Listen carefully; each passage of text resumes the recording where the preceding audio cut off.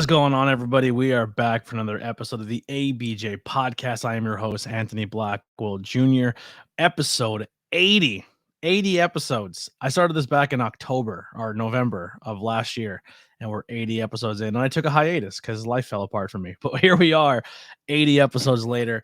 If you're watching this is pre-recorded. So if you're watching it live and you're like, why aren't they answering me in the chat? It's because we're not live. This was pre-recorded a couple weeks in advance. There's gonna be a few of them this month that are gonna be this way. I will be currently a day away from getting on a plane and heading to the UK. So I will currently be away for this week and next week. So every episode you see from now to the end of the month will be all pre-recorded.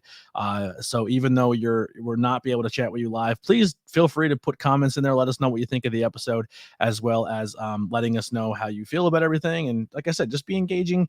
Hit those likes buttons and send me some messages while I'm over in the UK and say hi to me and buy merchandise and help me out with donations or tips or whatever you can do, because I'm sure while I'm over there you could buy me a beer in the UK. So yes, I want to say thank you to our sponsor, Suplex Vintage Wrestling. They have been keeping the podcast alive this entire month, so huge thank you to them. Probably wouldn't have been able to come back if it wasn't for them, so let's give them that plug and that love. So guys, it has finally happened. A whole store dedicated to vintage pro wrestling. They said it can never be done, but I have seen it with my own eyes. Suplex Vintage Wrestling is a store curated by wrestling fans for wrestling fans, located on 5th Street in Philadelphia, Pennsylvania, just one block south of South Street in the heart of Queen Village. Their shop features the largest collection of vintage pro wrestling apparel under one roof. Their selection fields classic designs featuring your favorite wrestlers from the Golden Age, the Attitude Era, Internationals, Indies, and more. And if you're tired of watching premium live events at home, then SVW hosts the best watch party since your friend Kyle's birthday party when you were 12. And if shirts and watch parties are not your thing, don't forget about their selection of figures, replica belts, and trading cards, from their t-shirts and hats to rare wrestling memorabilia. They have something for every wrestling enthusiast out there.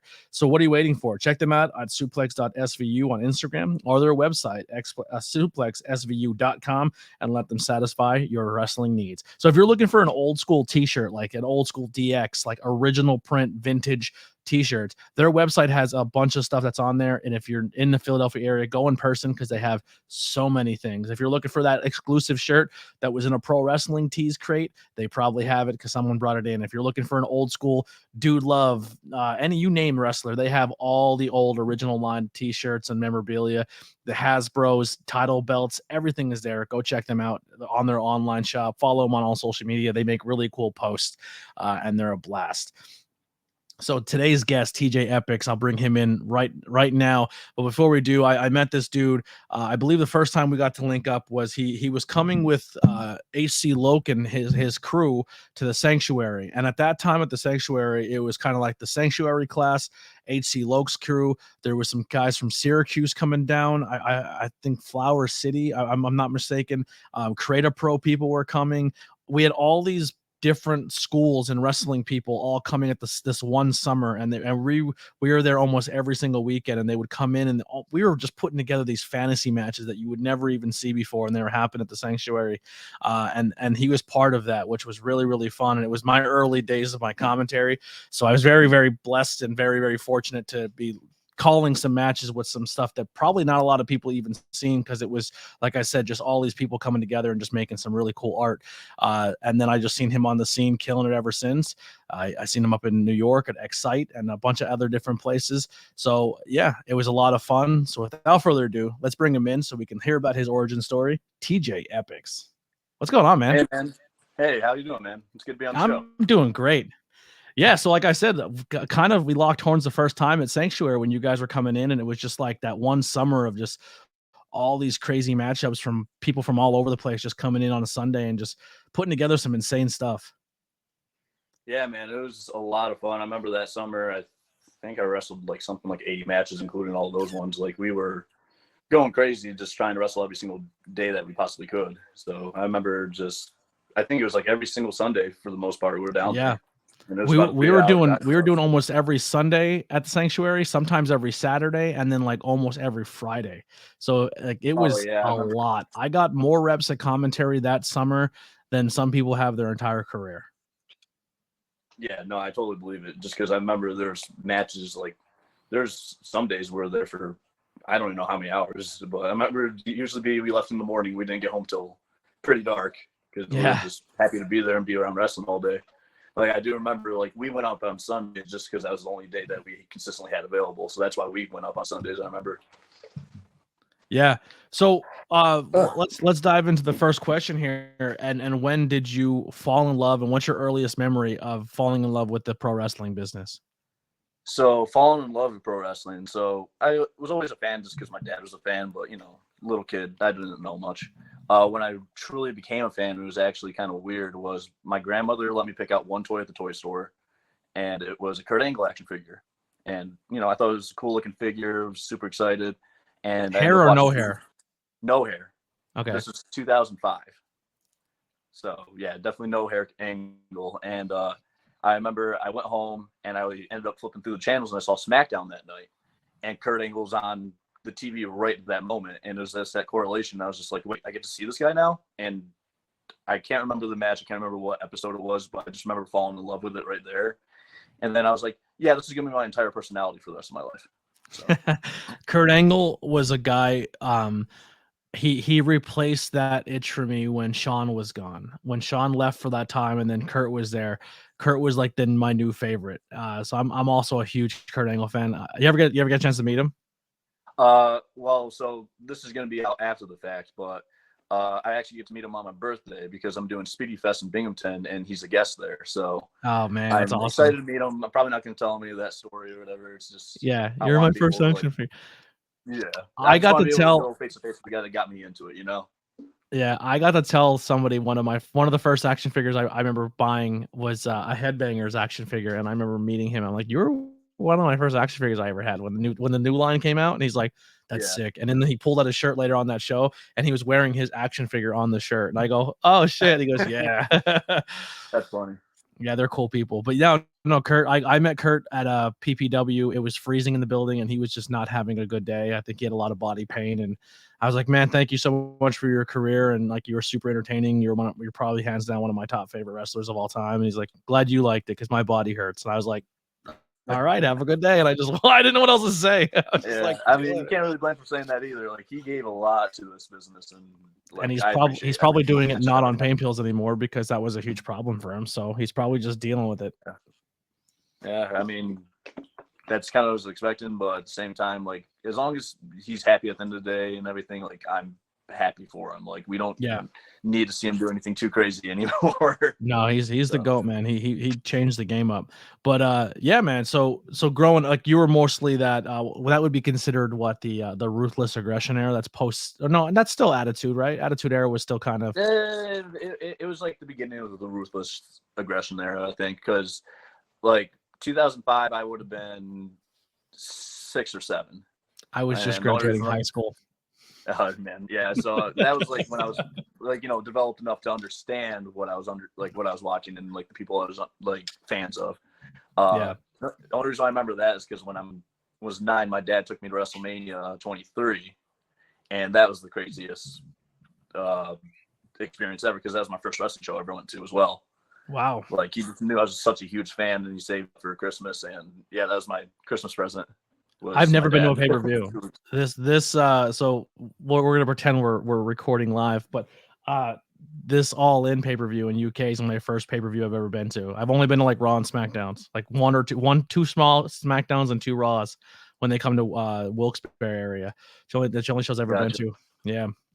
Yeah, I've never been to any of the weekly shows. It was just that WrestleMania, and I was able to go a couple years ago to WrestleMania 37, and that was kind of sick. Really cool experience as well.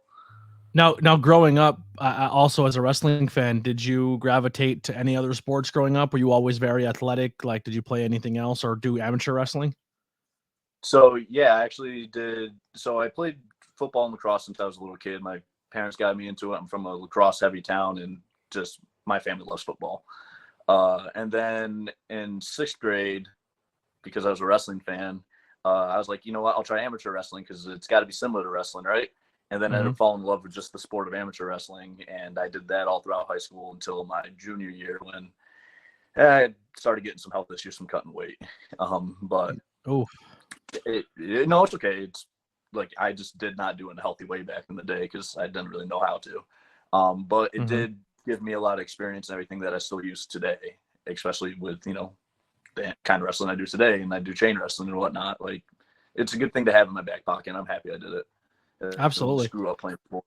Yeah, I actually went to college and played lacrosse and football there as well. So always just been athletic my whole life, and always was looking for something to just do and put everything that I had into it. Yeah. So at what point did you transition from, you said you played some college ball and some college sports. At what point where you said, okay, I want to still follow this dream of wrestling and now I want to do professional wrestling? How did you make that jump? How did you find your school? How did you find where you are at that point in time? All right, so it's kind of funny because I kind of I always wanted to be a pro wrestler. Like, I wanted to at least do 3 matches in my life just to say I did it. And I had no idea how to go about it. I didn't know anything about the independent scene. I didn't know really much about anything besides what WWE was and some Ring of Honor stuff I saw now and then. And I remember I was out of college. I was just working at Applebee's or something at the time, and I used to do volunteer work at the VFW. And when I was there, I got done, went inside, had a beer, and I was watching a wrestling video on my phone. And I remember some guy taps me on the shoulder. He's like, "Hey, there's a guy around here that does that, right?" And I'm thinking like, "Oh yeah, sure." I'm thinking like, some kids in the backyard or something. He's like, "No, he did like ECW, Ring of Honor." I was like, from this area? He's like, "Yeah, I'll give you his info and you can give him a call." It was Loke. And I ended up giving him a call. He told me that he was opening up his own school in like the next month. And I just met him there. And then over the years, we became closer and closer. I actually got hired as a contractor that worked underneath him. So we spent literally the summer that you saw us. Mm-hmm. I was literally with him 5 days a week for work and then the whole weekend. So we never got away from each other, which I probably drove him crazy at times. Not probably. I know for a fact I drove him crazy at times, but it was a good, like, loving relationship. Like, he's my wrestle dad. Like, he's my father figure in this business, and I literally owe everything that I've done and will do in this business to him. And now, the fact that he did you guys all, your it. crew that you travel with, is that did you guys all come in around the same time, or how did you guys all stagger in together? So it's kind of weird how we all came together as a group, I guess. So obviously I started with Loke, and Loke always told me to train everywhere and learn from everybody. So he ended up sending me up to Flower City when our school wasn't available. And when I was up there, I met my tag partner, Chael Connors. My bad. I somehow popped Stan Styles on screen. My bad. I know. I had to take a double take. I was like, wow. No. But I met my tag partner now, Chael Connors, up there, and we actually got put in the tag team way back then. And I'm not going to talk about when we first started tagging, but I'm happy with what we're doing now. But after Loke had his own building is when Chael started coming around, and we got more in sync as a tag team, started taking a lot more bookings outside of the area as a tag team, and developed like that. Cena and Rain, I actually knew him back in college before either one of us ever wrestled. And when I was training with Loke, I didn't have anybody else in my area that did it. And me and him, we bonded back in college over wrestling. So I kept pestering him over and over again, like, "Hey man, so when you want to start training with me? Are you going to start training?" And COVID hit. He finally had the time. And then obviously he fell into it, and he's one of Loke's guys now in our group. And then the last one to join us, that's part of like our core group, is Ref Ryan, who honestly, it's weird because he like just started showing up one day for trainings and stuff, said he wanted to be a referee, and then all of a sudden he's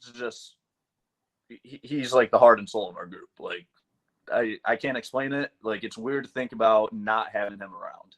I love him. He's such a nice kid. Oh, he's such a great guy. Yeah, and he takes it very seriously, which I respect the hell out of. He's not just a guy that's like, "Oh, I got a ref shirt, I'm a ref." Like, no, he always takes it seriously. He was trying some different things too with his look. Like, he was gonna ref in fishnets or so at one point. I was like, do it. That was just like the style of the show. Yeah. And he asked if he could do it, and they're like, "Yeah, that fits perfectly for what we're doing." And I was like, he's definitely got a fashion sense. Like, he's always the most shiny person in the room anytime you see him when he's not in the ring.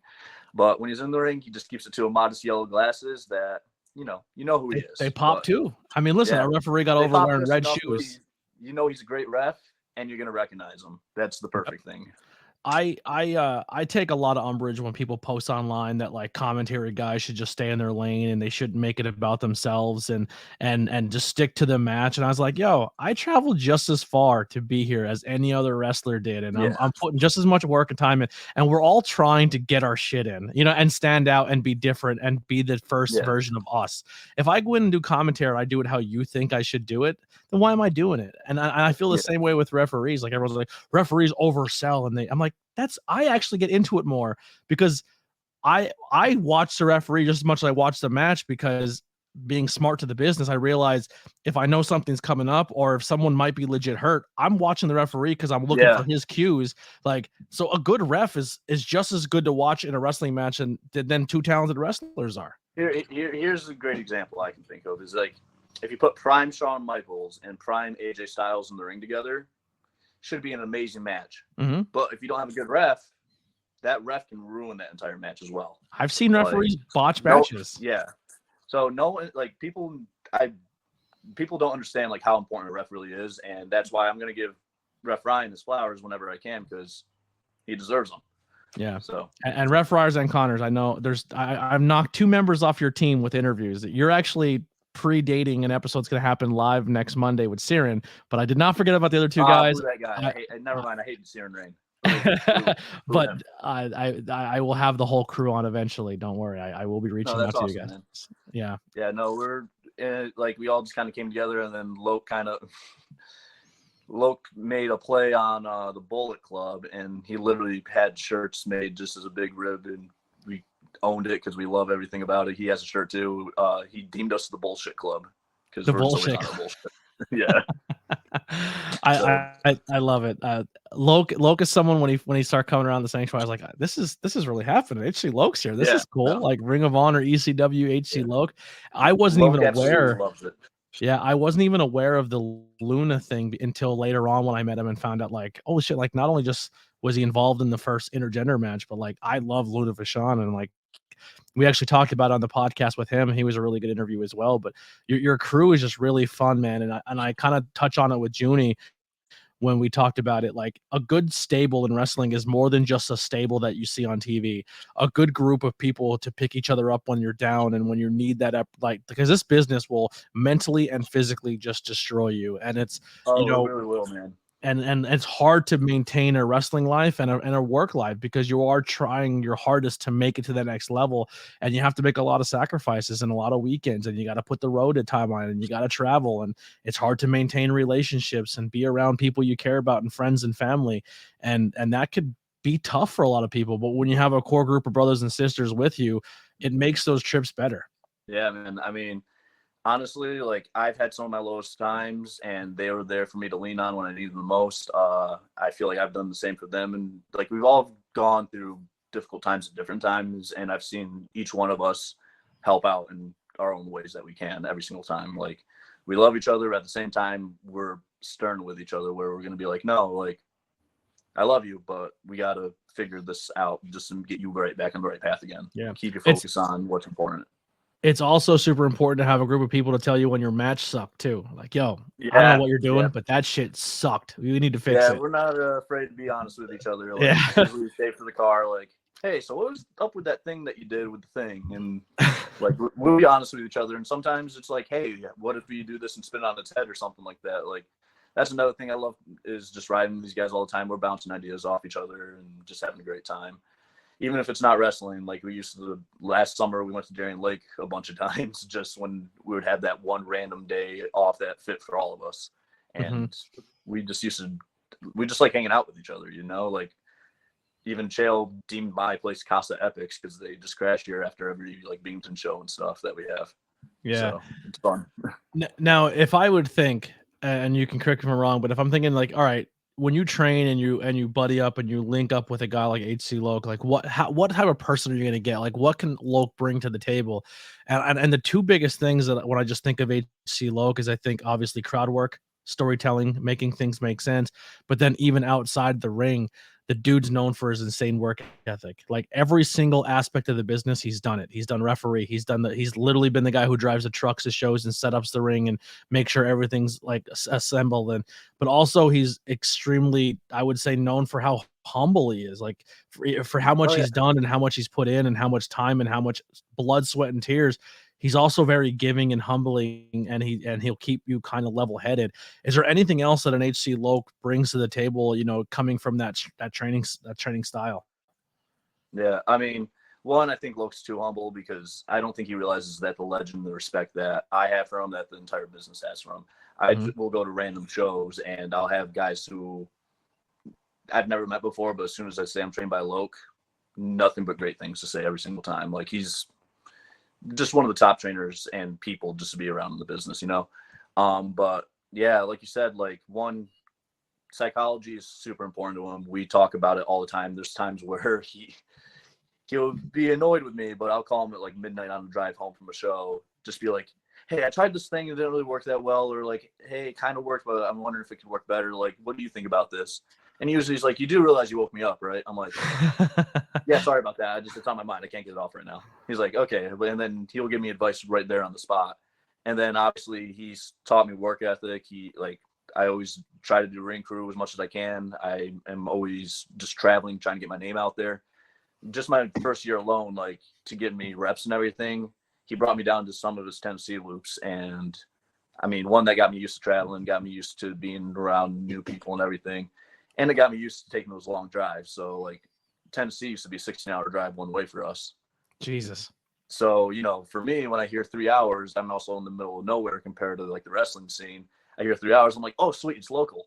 Like this is a local show now. Like anything below 5 hours, I'm like, oh yeah, that's pretty local. Like it's not too bad. I think the furthest I did was 4.5, because I would have to drive and pick somebody up, and then from there drive to about as far South Jersey as you can get down to Rio Grande, and then Atlantic City was a far one, and then to drive, do the show, do everything you gotta do, get there at 12, and then leave at probably 2 o'clock in the morning, and then drive all the way back to Pennsylvania. It's a hike. Yeah, no, I definitely feel that. Like some of my friends and family think it's cool. Like, oh man, you're traveling all the time, man. That must be awesome. Like, yeah, I get to see like the venue, some monuments every now and then when I'm driving past them really fast. Because like it's usually get there, get prepped, do the show, and then man, I got a show 6 hours away tomorrow. Like I should probably get home and get a couple hours of sleep. So I think the closest we got to exploring a town was we went to Rio for a Rio show once, and we're just like, yeah, we're like 3 hours early. Let's just go walk the boardwalk for an hour and a half. And that was the only time in 2 years where I got to like explore the town I was in before a show. I've been able to do it a couple times. One was when we were down in Tennessee, just because there was one day where we just had to kill time all day. And then the other was in Florida, which we did a few months ago. And that was just because there was like a Thursday show, and I think it was like Saturday, Sunday. So I think we had like one day with nothing to do. And we ended up going to like Orlando and downtown Disney and stuff just to check it out. Never been there before. So I was like, oh, this is pretty cool. Also, I feel like spending a lot of money on Disney World. Yeah. So that's awesome, man. So, how long into your training before you get your first match, your first booking? So I count it as my first match, but it's more of I went to a show to help out and I was able to bump, and I was just guided through this. My first match was with 2 other newer students, and we went against Robbie Vegas in a gauntlet match. Oh, and wow. I think I was like a month and a half into training. Loke gave the okay because they needed bodies, and he's like, these are my 3 guys right here. They can bump. You just tell them what they need to do. And did it, and it was honestly like, I remember just being ecstatic. Like I think all I did was take an arm drag and a TKO. Like it was seconds literally, but I felt like it was the coolest moment ever. I just got to live out my dream. Like I was in a wrestling ring in front of people. Yeah, it was 10 people in the crowd, but still people. So It was very exciting. And then my first like real match where like, I felt prepared and like it was like a full on show was in November. So I think about 3.5 months in. of my first bump, I finally had like my first real one-on-one match, and it was against Adon, who I started training with as well. He's getting back into wrestling now. That I believe so. He is. Yeah, I'm just referencing the Sanctuary, and like I've seen a lot of things like PPW and BPW and a lot like Outbreak at one point in time. A lot of these guys were part of a promotion that also had a school attached to it. So you do your training, but you also know there's a school that school leads into a show, where you kind of almost came in like dojo style. Like you went to a guy who didn't really have a promotion. He just trained you, and then you worked together to get to a promotion to work. So it's interesting to hear, because like a kid at the Sanctuary, you can walk in, start training, and within a couple weeks they can be like, all right, we're going to do a practice match, but we're going to treat it like it's a real match, because they have that luxury of doing it that way. And it's but like I always explain to them, like, you have it different than if someone like you, who had to go and wait till Loke's like, okay, now you can go and do this one thing to see how you go, because you don't have that, like, it's, you just go, when you go to train, you train and like you do a little bit there, but you don't have that luxury to jump into a match right away. Yeah, I mean, Logan had us do practice matches and everything, obviously, and like one thing I'm super appreciative of was when I started, Loke literally told all of us, learn from everybody. Like, he wasn't trying to be like, oh, if you train with me, you can't train with them. Like, he's all about, like, he is my head trainer. So at the end of the day, if I learn anything else anywhere else, I kind of run it by him, just get his opinion on it, because he says it all the time. I truly believe it. Like, wrestling's just different flavors of ice cream. Like, you can like chocolate, you can like vanilla. However, at the end of the day, it's still got to be ice cream, you know? Like, you can't make a chocolate cake and just be like, oh, it's ice cream because I said it is. Like, no, there's fundamentals to what this is. But you can have all these different flavors and options that can flow together, you know? Sometimes there's something that we'll learn from somebody, run it by Loke, and he adds a spin to it. Brand new thing. So I've just always been grateful that I've been able to learn everywhere, and Loke was always okay, and like, if anything, pushed us to do that. Yeah. So when did you have your, I would say, your aha moment where things kind of clicked or snapped for you, when you said like, okay, your nerve, like I'm not saying the nerves go away or anything like that, but you have that moment where you snap into it and you're like, oh, I feel like you hit your confidence level, or you feel like, you know, things kind of, all your ties of training in like the back of your head, Loke saying, do this, do that. And then it finally happens in a match and it just blends together for you. Yeah. So for me, it didn't even happen in the middle of a match or anything. I started to put pieces together, and I'm far from where I want to be, like with psychology and everything. Like, I always want to expand it, no matter how good I think I am at it. I know I can always be 1,000 times better than where I'm at now. But the big aha moment when I was like, oh, I'm starting to like understand this and do this right, was I did a 6-man ladder match at Epixx in Binghamton, and I was the last person coming out. Yeah, it really is. It's actually our home promotion now. So Loke's school now, Fighting Arts Pro Wrestling Institute, is attached to Epixx, and we have our own building in my hometown now. So I'm happy about that, because I'm not. It's a fun roster to work with too. What? That's a fun roster to work with. Oh, it definitely is. Like, I've loved everybody that I've been able to work there. But sorry, I kind of get talkative. Another guy coming up on the podcast, that's an Excite guy that I'm a huge mark for. I'm excited to talk to him, but it already happened by the time they all got to see it. Sean Carr. Oh, I love Sean. Like, Sean helped me get to a level at Excite that I was just like, I felt I wasn't ready for, and he kind of like shoved me to the deep end, and we had a series of matches that I still love, and I actually have a piece of a table. I'm not sure if you can see it. Table right there that I just wanted for sentimental value, because it was my first like gimmick match. We did a ladder match, and he let me do everything I wanted to do. And I was kind of stupid, because everything I wanted to do was me bumping. And he's like, yeah, I'm going to just fall off the ladder to my feet. And I didn't realize, like, oh, yeah, I'm pretty stupid watching this match back, because I did all the stupid stuff. But he's one of the handful of people, if I was in this business, I would seek him out to try to work, or just be around him to rub off and get some ideas and stuff. He's got a great mind. He's helped me so much just throughout all the times I've seen him. Is his cousin still wrestling? Sorry, who? His cousin, the one that's part of the band. Cousin, yeah, Tyler Reed. Yeah, he's still wrestling. I seen his Back in debut the day- match when they did the Punk show, and I was very Oh impressed yeah, with his first ever match. He did really well. yeah, he did. No, I love Tyler. He's a great dude. I know him and Sean actually had the last main event at the original X location up at the Oakdale Mall before they moved out of there. Yeah. Where are they so at now? like that's something. So we now have just the location in Elmira. I know we're looking for another building in Binghamton, but as of right now, we have the X in Elmira, which we're still running shows out of. Some pretty good shows actually. I know we got a whole thing going on with the new back seats right now, like with me, my tag partner Chael, and Lokar being our mentor. It's kind of like new guys and mentors kind of thing happening right now up there. Yeah, But that's a cool idea. I like that. The new back. I got to see them at Win. They actually did an angle where they jumped Loke at Win, and I was like, oh really? yeah, and I guess it led into what you guys are about to do. But what about that venue that Joe Davis ran in Binghamton, that gymnasium? It's huge. Yeah. It's probably cost a lot to have it, but that was a cool venue. That was a really cool venue. I like the show. Got to meet Arn Anderson and Brock and everybody, so that was a fun show. You know what? Was a big takeaway for that show for me? What? You know what was a big takeaway for that show for me? How good Julia Hart is. Why don't they let her wrestle on TV? Yeah.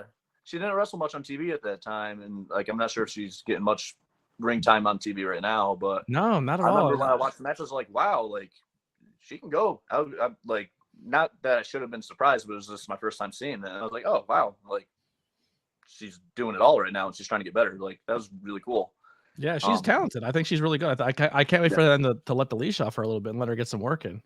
Yeah, no, I'm excited to see what's going to happen with her in the future. No, but sorry, the moment though was at X-Site was before the 6-man ladder match. Everybody went out before me, and I was the last entrant into the match. And before my music hit, the crowd was chanting my name, and they just knew I was the last person that was supposed to go in. But it was like that first moment where I just had goosebumps. I'm just at Gorilla, everything's silent. I'm hearing the crowd, my music's not even hitting yet, and I was just like, I absolutely love this feeling right now. It was a high that I've been chasing ever since, and I've had a couple moments similar to that, but I remember that was the definitive moment where I was just like, this is what it's about right here. I'd have leaned over don't play it yet, don't play it yet. Give me a couple more seconds. I wish I could have had him waiting longer, but it was just at the same time, it just felt so right and good at the time that it's a memory that's going to stick with me forever. And then obviously I've had a lot of great moments since then, stuff I'm doing now. I remember I had a cage match with LSG that is still up there with one of my favorite matches I've ever done, even though I got, pretty nice scar across my forehead here from it. Nice. Yeah, but it happens, and I wouldn't trade it for the world. I'd do it 1,000 times over again. Yeah. So the name and the character of TJ Epixx, where did you derive it from? Where did the name idea come from? Okay, so back in college, actually, I tried to be a streamer and stuff just because during the summer I had to stay in my college town to train for football, and there's just a lot of downtime, not much to do. It was a really small town. So I tried doing the streaming thing, and I was like, oh, I need to come up with a cool name. And I don't know how I workshopped it, but I ended up settling on TJ Epixx. And I tried it for a little bit, but when it got to editing and everything kind of just fell apart for me. I didn't have the time to do all that extra stuff. Mm-hmm. So I kind of put it to the side, but I kept the name in the back pocket. And then when I finally got to be build and on a card and stuff, I was like, oh, sweet, I get to use this name now. However, so TJ's not a shoot name. That's a. So TJ, I've actually was never called TJ growing up. However, my full name is Tyler James Cook. Okay. So TJ is Tyler James. Mm-hmm. And I have just gone by TJ ever since, just because it is my name, and it's just easier to go by your gimmick name, so people aren't getting confused and everything. So I just kind of introduced myself as TJ, and now more people call me TJ than they ever did Tyler in my whole life. Starting this podcast, I have people that stop calling me Anthony, and I'm just ABJ now. It's like this weird transformation when you. You did make it so I had some people turn some heads at my suitcase. By the way, buddy, I love it. Yeah, that sticker. That sticker is. Gave me a sticker, and that little space right there. And I remember 2 girls were like, what's that sticker in your suitcase? I'm like, it's a podcast. It's not what you think. And search it, Google it. Just look up the podcast. Trust me, it's a podcast. It's nothing bad. Did you see the new logos? Or I'm looking like a creep. I don't know. Yeah. But either or, I think it's funny. The new logos that just dropped, it says only ABJs and then real small, like an OnlyFans logo, and then it says podcast real small. And then the way I mark it is the only podcast you should be listening to, only ABJs. And then there's we'll just say a hub logo where it's ABJ, and then in the orange box pod. Yeah. You got to lean into it. Man. 36 years of my life, I didn't realize I had a funny abbreviated name, like ABJ. Yeah. Thank God I'm a junior. Oh man. You could do a lot of fun things with that acronym. But yeah. So like you said, you streamed and stuff. Like what was it, like game streams and stuff? It was just game streams. It was like Fortnite and stuff. I remember there's a couple videos where I just live streamed that I think maybe 3 people watched at the time, and I deleted it. I suck at it. I'm trying so hard to try to pick it up, but I get so bored. I'm probably terrible to watch because I don't have anybody in the chat. And I know the trick is they said you have to just like act as if you have 1,000 people watching and just be entertaining, and I just can't do it. I mean, that's kind of where it goes down to wrestling, man. Like, even if you're in a venue with only 20 people there, you got to act like you're at WrestleMania with 50,000 people open the nosebleeds. Like, yeah. I guess for me, if I'm being active, I can, but like just sitting in front of a screen and also playing a video game, like, and then I start like, my jaw drops a little bit because I'm like into the game, and I'm like, you're like, this ain't a good look for anybody. Yeah, I always did it with friends. So like, I remember we did a couple things where I called it Drunk Gamer, where we would just sit and drink beer and play Fortnite the whole time. I love that. Did you ever play Drunk Mario Kart? Oh, Mario Kart? Yeah, man. That's where you crack a beer at the beginning of the race and you have to finish it, but if you finish the race and your beer's not done, you lose. Yeah. Well, you also have to stop. So it's either you can crack it and chug the whole thing there, or crack it, start driving, but you have to pull over every time you take a sip of your beer. Yeah. So there's a strategy to it. You know, do you try to get really out in the head and then you get hit with a turbo shot at the end? Yeah. Yeah. No, it's great. I love doing that. It's a fun time. Drunk Mario Party is another fun one.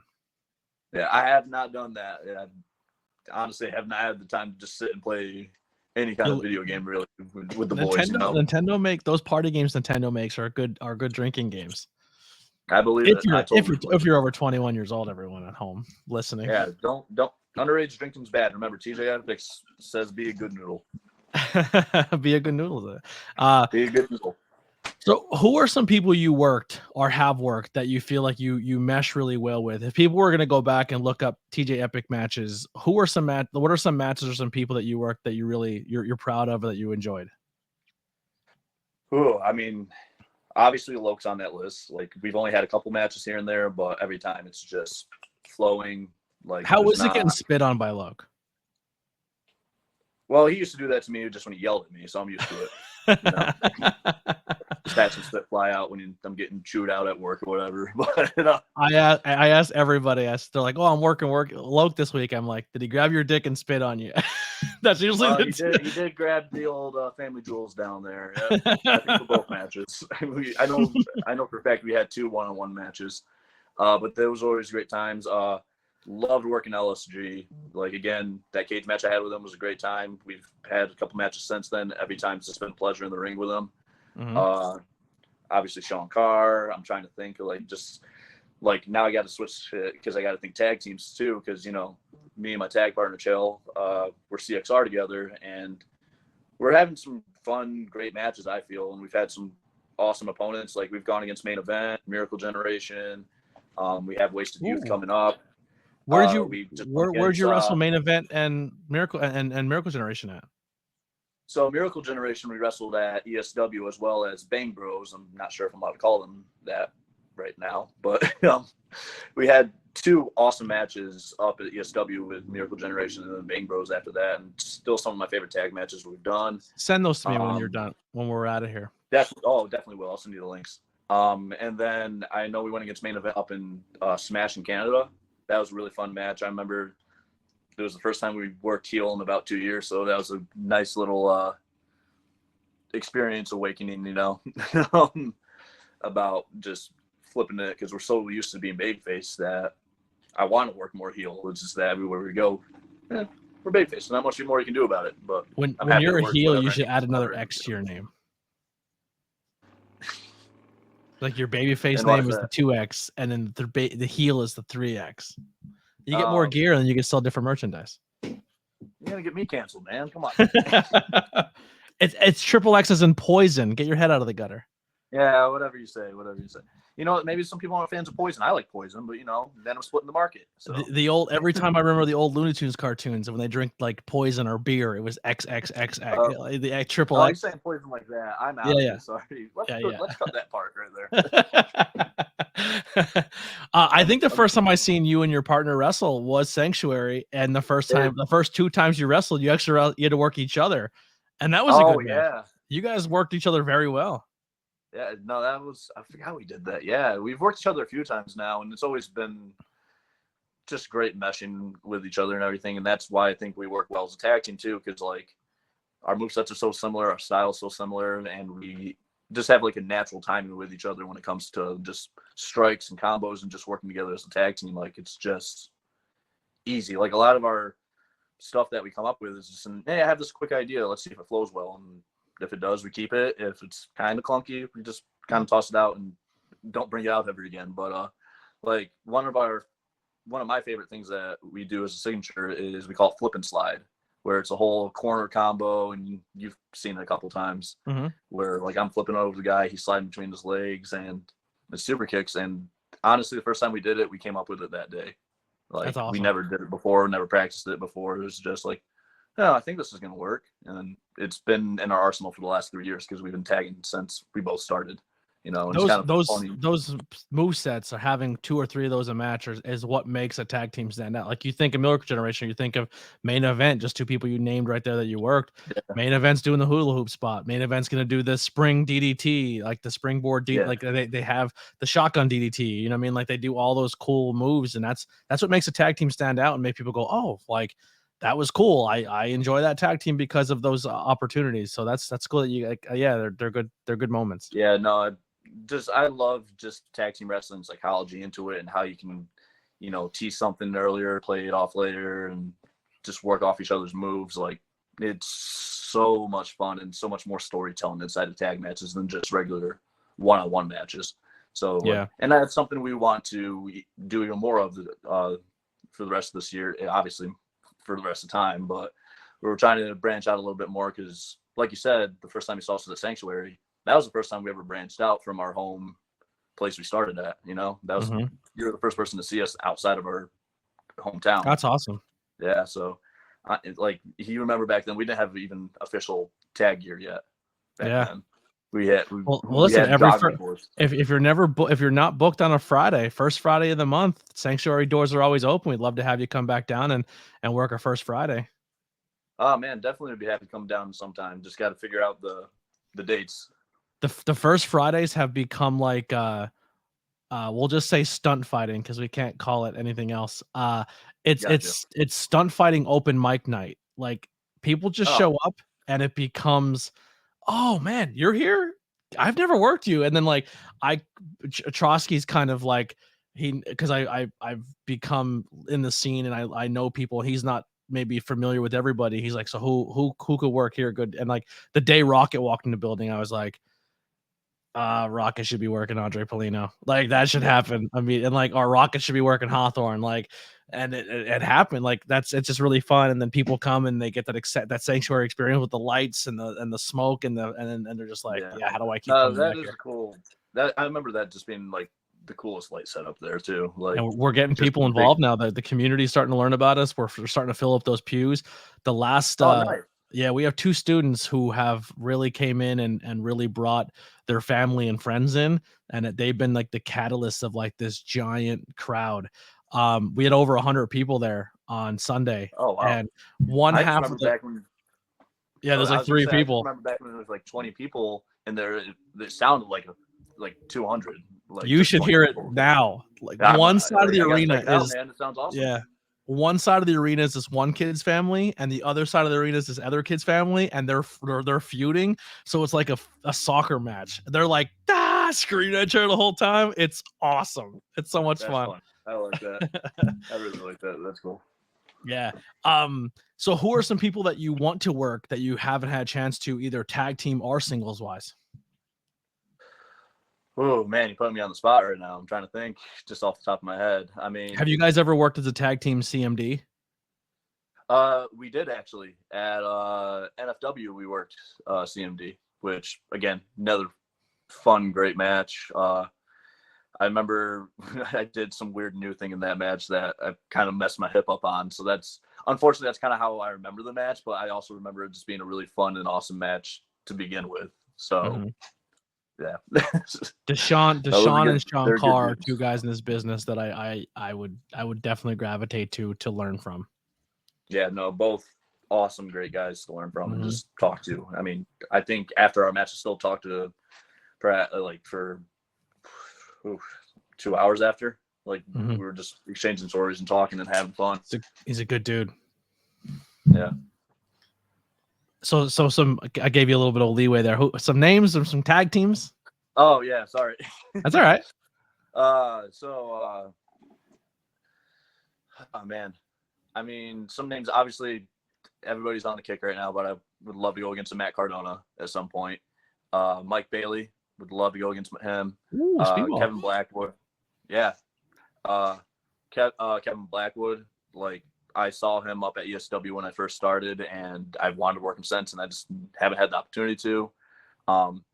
Just everybody down in that whole Jersey scene. Like I would love to have a one-on-one with like Dustin Waller, just because I've worked him in a few matches now, but never in a one-on-one. So like these are just guys I always think about.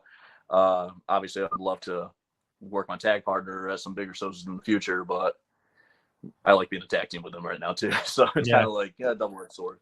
But now just and that's just some like singles wrestlers that I would love to go against. Hopefully in the near future, far future, who knows.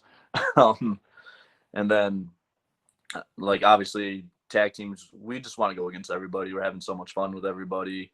I know Chael really wants to go against MSP. I think it's because he wants to dance with them. I think that's the driving factor right there. But no, just I want to have every banger with tag teams that we can. Like obviously I'd love to work with guys that we've already worked 2,000 more times. Like we're just trying to get out there as much as we can. Obviously we've gone against High Seas, we've gone against To Infinity and Beyond a few times. Like it's just always great times calling matches with those guys and being like just being in the ring and like flowing well together. Like it's just a cool chemistry that I've noticed and like really appreciate having with these guys. You gotta get a match against that East-West connection. East-West connection? East-West connection with Nick Wayne and Jordan Oliver. Oh, that's what. Okay, I didn't know that was their tag name now. Yeah, GCW tag team champions right now. I need to pay more attention. I kind of fell off of watching IWTV for a little bit, so. Well, GCW's done Fight now, so Fight TV, like that promotion, you get all the GCW stuff for like $4 a month or something like that. Gotcha. Yeah, I'm kind of cutting all my subscriptions right now. Let's cut this part right now. Yeah. I feel right now. Besides professional wrestling, the background, you got I see some Star Wars and some other things going on. We talked about video game streaming. What are some other things besides professional wrestling that you do as hobbies or things to pass the time? I see you got the PS5 there behind you. Yeah. So I'm an Xbox guy all day long. See, PlayStation 3 is like my first like big boy console when I was a kid. So like I've always just been PlayStation. But yeah, no, I mean I game. I'm obviously a nerd. I love Star Wars. I love Marvel. I love DC. Like Marvel, I love their movies and like all their series that they have done. Kind of fallen a little stale lately, but give them the benefit of the doubt. Yeah. DC Comics, I love the comics more than Marvel's just because I feel like the stories are just much more intricate and personal. And then obviously I like Star Wars. Like anything nerdy, I essentially like. Whether it's that stuff I just mentioned, anime, anything. And then I used to game a lot, not as much lately. It's more of just like, Fortnite. I've tried the AEW Fight Forever game So that's fun. Going to see the battle. I'm excited to see the battle royale stuff for it, see how that's like. But I just hope they add more characters like in patches. Like, hey, here's here's Willow Nightingale. Here's this person. Here's like that's what I'm hoping for. Very bare bones right now, but I'm excited to see what they do in the future with it. Like the first 3 days, I unlocked everything I can unlock. I pretty much did everything I can do in the story mode. The only person I didn't unlock yet is Owen Hart. I just can't see myself playing 100 matches with no replay value right now. So I haven't been able to unlock anybody besides Cody, I think, in it, and that shows how much time I don't have to play video games and stuff. Yeah. Like, I think I've played like maybe 10 matches on the video game so far. Yeah, I went hard when it first came out. Yeah, but I just started Resident Evil: The Village. That's before we started talking. I played the intro to Resident Evil: The Village, so that's kind of what I'm working on now. Oh, nice. No, but this is just all stuff I love. On top of that, when I'm not like, actually chilling and just watching the nerdy stuff that I'm into, besides watching a lot of wrestling all the time, I'm doing a lot of graphic design work. I actually started my own t-shirt business where I print hats, t-shirts, koozies, everything like that, as well as I design gear. I design t-shirt logos and stuff like that, as well as just logos for other wrestlers all the time. Awesome. And it was kind of cool turning something I'm passionate about doing, have fun doing, into another like work avenue, because I already got to do it with wrestling. Now I'm doing it the other side of my life. So I'm just really happy to kind of be having the freedom to do all this right now. And hopefully I can make it self-sustainable where I'm not stressing about finding clients and everything. So if anybody's interested, hit me up on any social media, man. I'm happy to do any kind of gear design, logo design, or just get t-shirts or hats and stuff for everybody. So the best way to contact you to get logo to stuff would just be hit up your personal account? Yeah, hit up my personal account on Facebook. TJ Epixx on Facebook. I'm TJ Epixx, TJ_Epixx on Instagram and Twitter, as well as you can find my Facebook page for my my design business, which is TJ Graphics, spelled TJ space GRAPHIXX.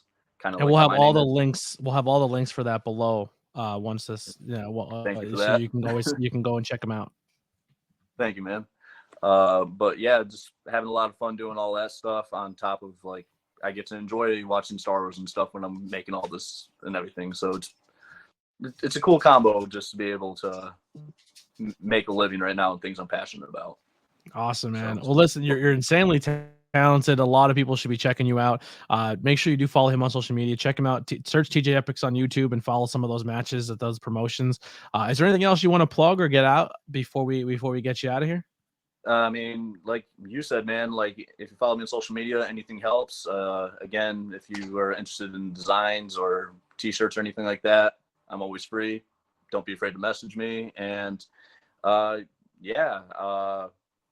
that, I've asked you guys to check out my tag partner stuff as well. Chael Connors. Coming to the podcast soon. He's going to be a fun one. I know that. He's a very charismatic once you break through his shell.